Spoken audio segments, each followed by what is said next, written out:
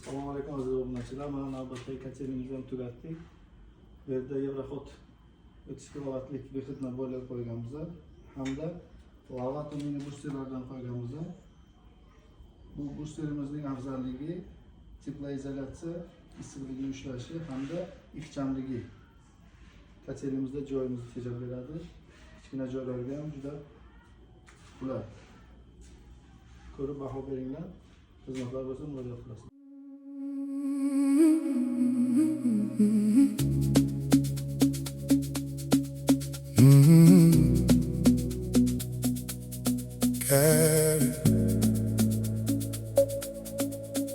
Yeah.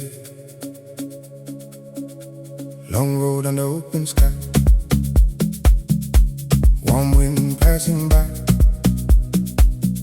I kept moving through the night, searching for a